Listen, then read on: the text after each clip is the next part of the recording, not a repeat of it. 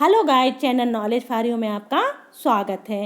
इस वीडियो में हम आपकी बुक के अर्थशास्त्र का अध्याय 3 समंकों, जिसे आंकड़े भी कहते हैं, तो आंकड़ों का संकलन या समंकों के संकलन के प्रश्नोत्तर को हल करेंगे। तो चलिए देखते हैं। प्रश्न नंबर 1, सही विकल्प चुनिए। समंकों के कितने स्रोत होते हैं? मतलब समंकों को इकट्ठा करने के कितने स्रोत हुआ करते हैं? Number A 2, B 3, C 4, D 5। तो कितने होते हैं? समंकों को जो इकट्ठा करने के स्रोत होते हैं वह होते हैं 2। आपको पता भी होगा, प्राथमिक समंक, द्वितीयक समंक। प्रश्न दूसरा है, प्राथमिक समंक होते हैं द्वितीयक, उपयोग किए हुए, मौलिक या इनमें से कोई नहीं। तो जो प्राथमिक समंक होते हैं वह मौलिक होते हैं। उन्हें मूल रूप से जो प्रगणक होता है, जो अन्वेषण करता होता है, उसके द्वारा स्वयं जाकर इकट्ठे किए जाते हैं, इसलिए यह समंक मौलिक होते हैं।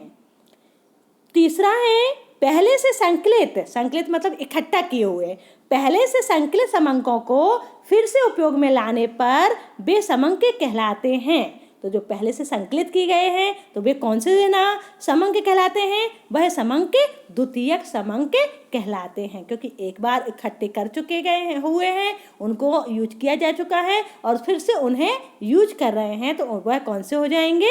द्वितीयक समंक कहलाएंगे। जो अनुसंधान करता है वह क्या कहलाता है? तो जो अनुसंधान करता है उसे अन्वेषक कहा जाता है। प्रश्न 5वां है, अप्रत्यक्ष व्यक्तिगत अनुसंधान विधि से समंकों का संकलन किया जाता है। तो जो अप्रत्यक्ष व्यक्तिगत अनुसंधान विधि होती है तो उससे जो समंकों का संकलन किया जाता है वह अप्रत्यक्ष रूप से ही किया जाता है। 6 है, जो समंक अनुसंधानकर्ता द्वारा स्वयं एकत्रित किए जाते हैं क्या कहलाते हैं? तो जो समंक अनुसंधानकर्ता द्वारा इकट्ठे किए जाते हैं उसे प्राथमिक समंक कहा जाता है। अच्छी प्रश्नावली का गुण क्या है? सही क्रम, सही स्थान, प्रश्न छोटे व स्पष्ट हों या ये सभी।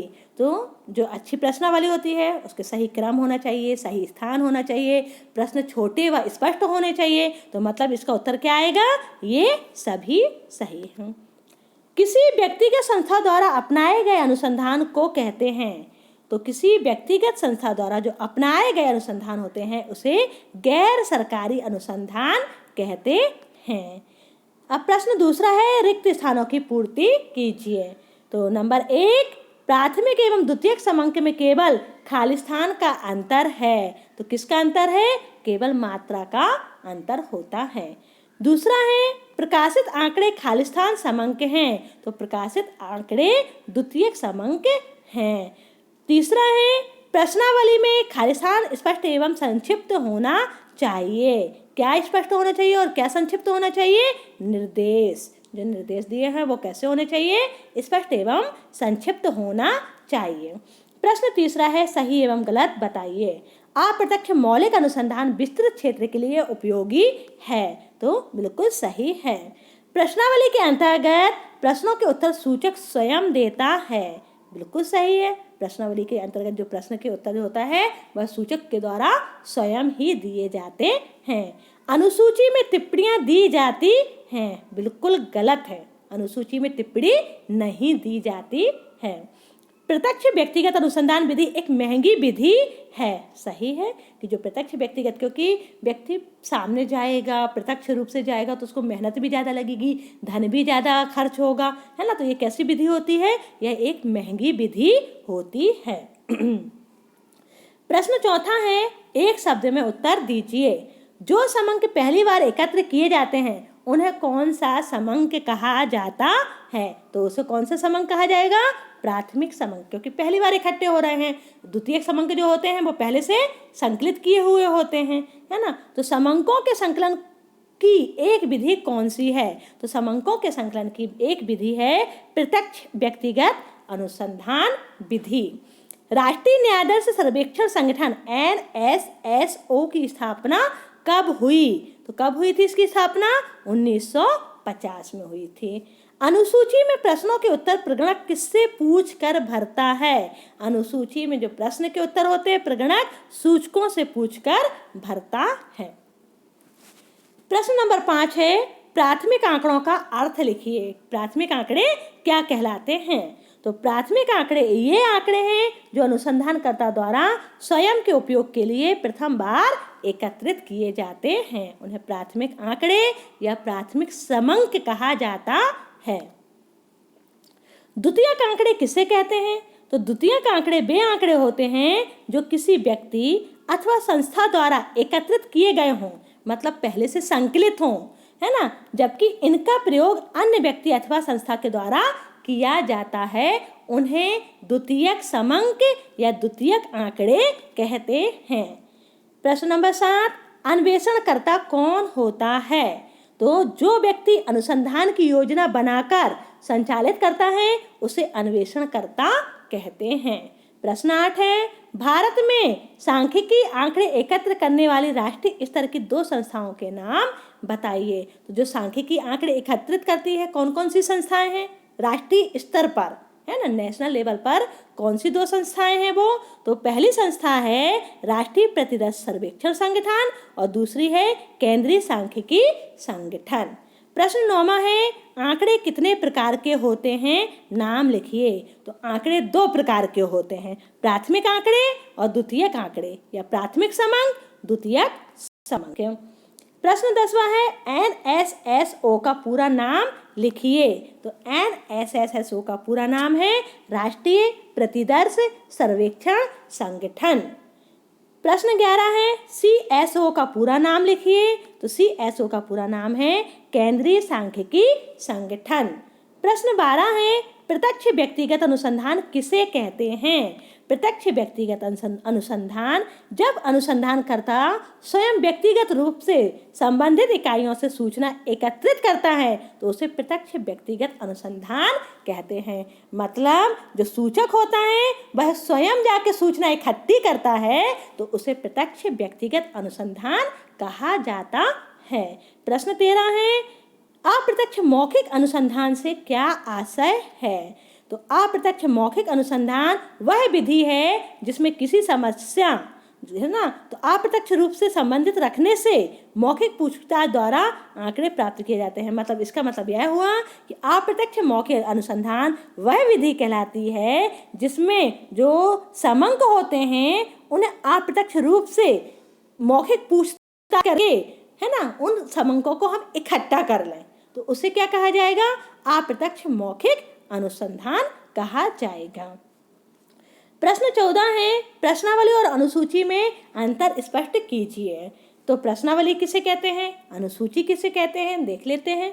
तो प्रश्नावली के अंतर्गत प्रश्नों के उत्तर सूचक स्वयं देता है। जो सूचक होता है वह प्रश्नावली के उत्तर स्वयं देता है, लेकिन अनुसूची में क्या होता है? प्रश्नों के उत्तर प्रगणक सूचकों से पूछ कर के भरता है ना, मतलब पूछ के भरा जाता है इसमें। लेकिन यहाँ पर क्या किया जा रहा था? सूचक स्वयं उत्तर दे रहा था।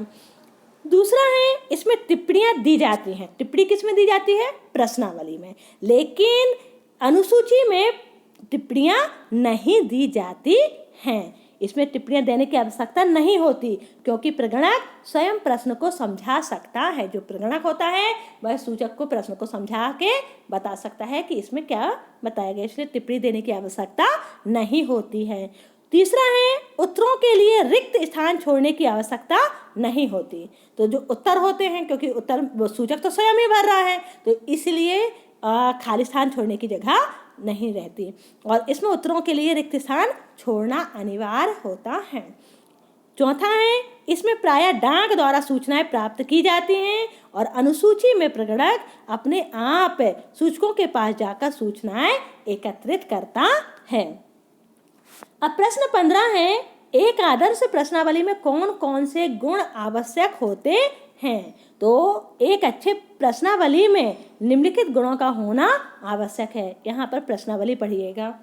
तो प्रश्न नंबर 1, प्रश्न छोटे और स्पष्ट हों। अब प्रश्नावली जो होना चाहिए वो कैसी होनी चाहिए, है ना, प्रश्न छोटे हों, स्पष्ट हों। अब आप लोग ही परीक्षा देते हैं तो परीक्षा में आप लोग जब बैठते हैं तो आप लोग को क्या लगता है कि जो पेपर होता है ना, है ना, जो आपका क्वेश्चन पेपर होता है वो कैसा आए, छोटा हो, प्रश्न छोटे हों, स्पष्ट हों, सरल हों, है ना। जो भी निर्देश दिए गए हों वो कैसे होने चाहिए, स्पष्ट होने चाहिए, है ना, और बहुत लंबा पेपर ना हो, जल्दी से जल्दी हल हो जाए, यही सोचते हैं ना।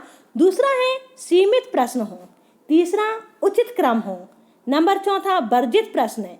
वर्जित प्रश्न का मतलब यह होता है कि प्रश्नावली में इस प्रकार के प्रश्नों का समावेश नहीं होना चाहिए जिनसे उत्तर देने वालों के आत्मसम्मान, व्यक्तिगत, धार्मिक या सामाजिक भावनाओं को ठेस लगे, मतलब ऐसे प्रश्न उसमें शामिल नहीं होना चाहिए। नंबर 5 है यथार्थता की जांच। प्रश्नावली में कुछ ऐसे प्रश्नों को शामिल किया जाना चाहिए जिनसे उत्तरों की सत्यता और सूचना देने वाले की सत्यता की जांच हो सके। यहाँ सत्यता पढ़ लीजिएगा, सत्यता की जांच हो सके।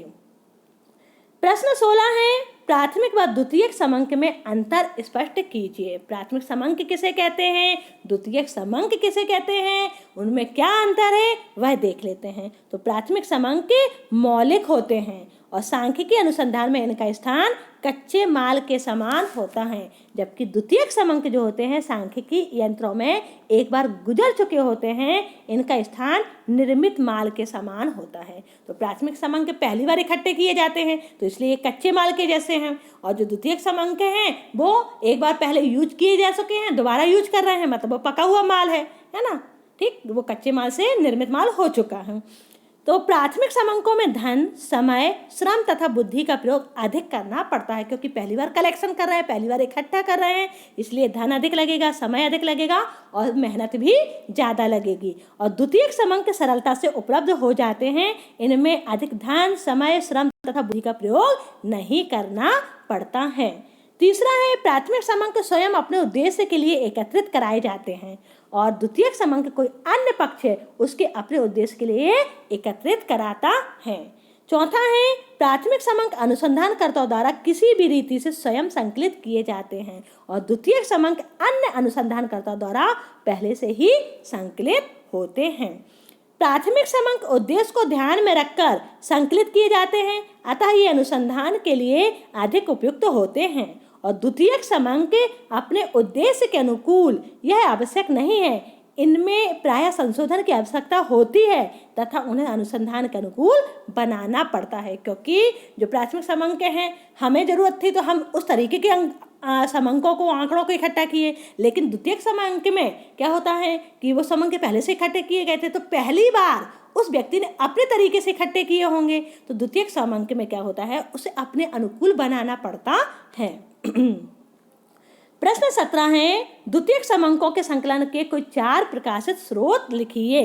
तो द्वितीयक संकलन के 4 प्रकाशित स्रोत कौन कौन से हैं। सबसे पहले तो जो जान लें कि द्वितीयक समंक के संकलन के जो स्रोत होते हैं वो 2 प्रकार के होते हैं, एक होते हैं प्रकाशित स्रोत और दूसरे होते हैं अप्रकाशित स्रोत। अब प्रकाशित स्रोत के और भी किसमें किसके पूछे गए हैं, इसमें पूछा है कोई 4 प्रकाशित स्रोत पूछा गया है। तो 4 प्रकाशित स्रोत यहाँ पर देख सकते हैं, सरकारी प्रकाशन, अर्ध सरकारी प्रकाशन, अनुसंधान संस्थाओं के प्रकाशन, व्यापारिक संस्थाओं के प्रकाशन और पत्रिकाओं द्वारा। इस तरीके से ये द्वितीयक समंक के संकलन के स्रोत हो गए।